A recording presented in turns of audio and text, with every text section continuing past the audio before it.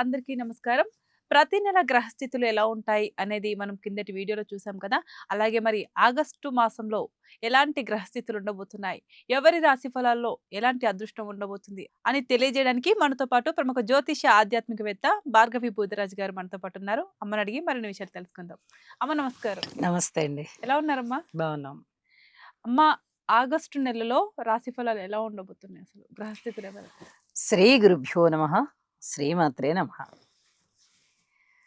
August నెల 1వ తేదీన చంద్రుడు రాహుతో కలిసి కుంభరాశిలో ఉన్నారు. శనిగారు వక్రించి మీనరాశిలో ఉన్నారు. కుజుడు వృషభ రాశిలో ఉన్నారు. బుధుడు మిథున రాశిలో ఉన్నారు. గురువుగారు ఉచ్చరాశి అయినటువంటి కర్కాటక రాశిలో ఉంటూ రవితో కలిసి ఉన్నారు.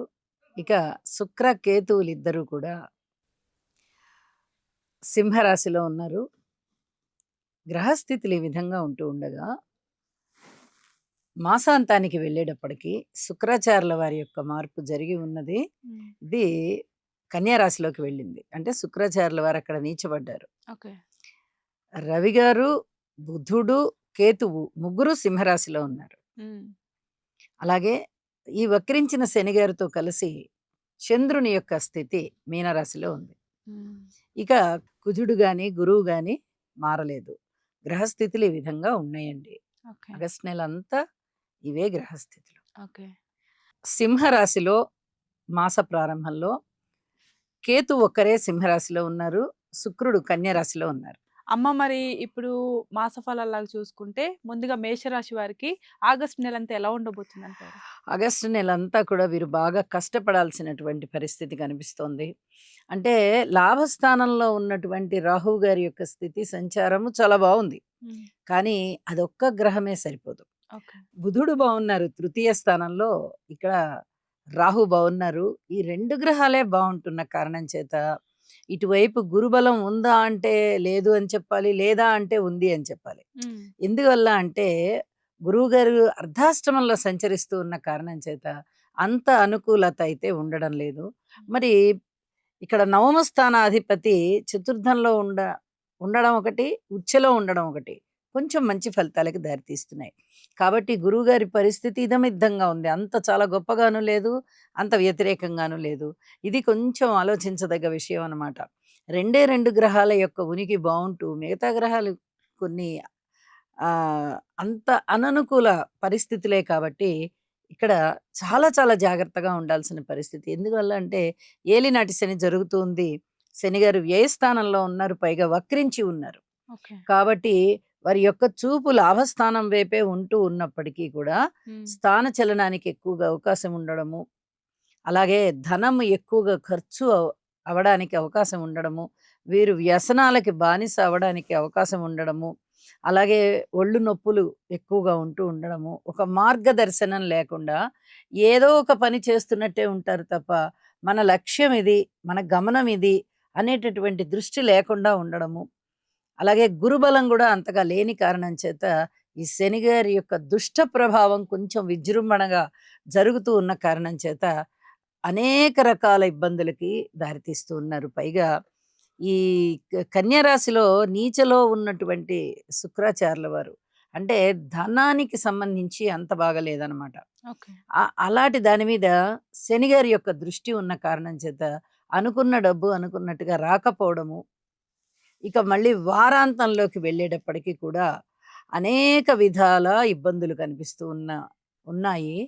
అందువల్ల వీళ్ళు ప్రతి అంశంలోనూ కుటుంబ జీవితంలో కానీ, అన్నదమ్ములతో కానీ, మాతృవర్గ రీత్యా కానీ, స్థిర చిరాస్తుల రీత్యా కానీ, సంతాన రీత్యా కానీ, భార్యాభర్తల అనుకూలత రీత్యా కానీ, ఏ అంశాన్నైనా తీసుకోండి, ఉద్యోగం, వ్యాపారం, ఏ అంశాన్ని తీసుకున్నా చాలా జాగ్రత్తగా సంయమనంతో వెళ్ళాలి తప్ప మనకేంట్లే ఈ గ్రహాలు బాగున్నాయి, మనకి బ్రహ్మాండమైన ఫలితాలు వచ్చేస్తాయి అని అనుకోవడానికి లేకుండా ఉంది.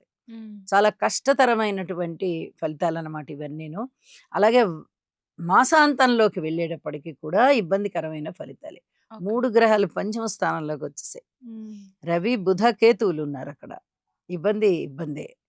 పంచమం బలం తగ్గిపోయింది, అలాగే షష్ఠ బలం తగ్గిపోయింది, ఇక చతుర్థ బలం ఇదమిద్దంగా ఉంది, తృతీయం అసలు బలం లేనేలేదు, ఇక్కడ ద్వితీయానికి వచ్చేటప్పటికి కుజుడు కూడా మారి మిథున రాశిలోకి వచ్చి ఉన్నారు కాబట్టి ఇవన్నీ కొంచెం ఇబ్బందికరమైనటువంటి పరిస్థితులే ఉన్నాయి. అయితే రాహు గారి యొక్క స్థితి అలాగే ఉంది కాబట్టి కొంచెం ధనాదాయం విషయంలో పర్వాలేదు అని చెప్పచ్చు. అమ్మ మరి మేషరాశిలో విద్యార్థులకు ఎలా ఉంటుందంటారు? మేషరాశి విద్యార్థులకి బాగుంది. ఓకే. అయితే వాళ్ళు కష్టపడాలి కొంచెం. ఉమ్. ఎందుకంటే గురువు గారి యొక్క స్థితి సంచారము ఉచ్చ రాశిలో ఉంది. విద్యనైతే ఇచ్చేస్తారు. కానీ ఇది అర్ధాష్టమం కాబట్టి కొంచెం కష్టపడాల్సిన పరిస్థితి ఉంటోంది. కాబట్టి కష్టపడిన కొద్దీ వీళ్ళకి ఫలితాలొస్తాయి. ఓకే. అమ్మ మరి వీళ్ళు ఏదైనా పరిహారాలు చేసుకుంటే బాగుంటుందంటారు? తప్పనిసరిగా చేసుకోవాలండి. నవగ్రహ స్తోత్ర పారాయణాలు చేసుకుని వీలైతే నవధాన్యాలు దానం ఇవ్వడం.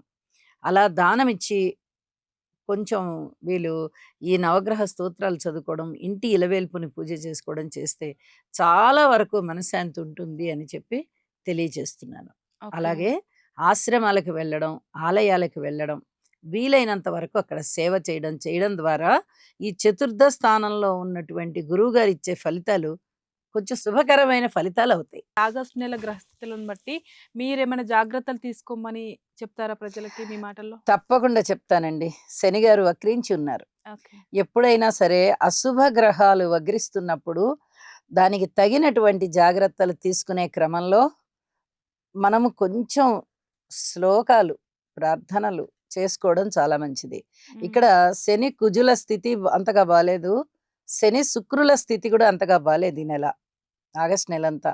కాబట్టి శని, కుజ, శుక్ర ఈ 3 గ్రహాలకి కూడా చక్కగా స్తోత్రాలు చేసుకుంటూ చిన్నపాటి పరిహారాలు, నల్ల నువ్వులు దానం ఇవ్వడము, నల్ల దుస్తులు దానం ఇవ్వడము, శనిగారికి తైలాభిషేకం చేసుకోవడము, శుక్రాచార్యుల వారికి స్తోత్ర పారాయణాలు చేసుకుని కాస్త పరవాన్నం, అన్న పరవాన్నం వండి నైవేద్యం పెట్టి భక్తులకి పంచిపెట్టడము, అలాగే వాహనాల మీద వెళ్ళేటప్పుడు జాగ్రత్తలు పాటించడము, ఇలాంటివి చేస్తూ ఉన్నట్టయితే వీరికి చాలా బాగుంటుంది. ప్రతి వారికి కూడా బాగుంటుంది. వీరికి అంటే ఇవి చేస్తున్న వారికి, ఓకే.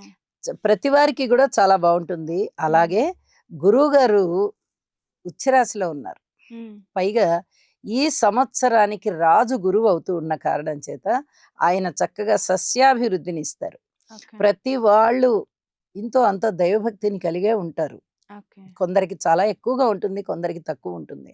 తక్కువ ఉన్నా ఎక్కువ ఉన్నా భగవంతుని పట్ల భక్తి విశ్వాసాలతో వారు నమ్మిన దేవీ దేవతలకి పూజ చేసుకుంటున్నట్లయితే ఆ ప్రభావం చేత గురువు గారు అనుగ్రహిస్తారు. ఓకే. కాబట్టి ప్రతి వారు దైవభక్తిని విడవకుండా మానకుండా చేయండి. అద్భుతమైన ఫలితాలు ఈ సంవత్సరం ఉన్నాయి కాబట్టి ఈ నెల కూడా బాగుంటుంది. అమ్మ ఆగస్ట్ నెలలో ఎలా ఉండబోతుంది, ఎలాంటి పరిహారాలు చేయాలనేది చాలా చక్కగా చెప్పారు. ధన్యవాదాలు. ధన్యవాదాలు. సో చూసారు కదండి, ఆగస్ట్ నెలలో రాశి ఫలాలు ఎలా ఉండబోతున్నాయి, వాటికి ఎలాంటి పరిహారాలు చేయాలి అనేది మనం చూసాం కదా. మీరు తప్పకుండా మీ రాశిలో ఉన్న పరిహారాలు మీరు చేయండి. మీరు ఆగస్ట్ నెలలో అందరూ హ్యాపీగా ఉండాలని మనస్ఫూర్తిగా కోరుకుంటున్నాం. అలాగే ఇలాంటి మరిన్ని వీడియో కోసం మా ఛానల్ని సబ్స్క్రైబ్ చేసుకోండి, లైక్ చేయండి, షేర్ చేయండి. Thank you.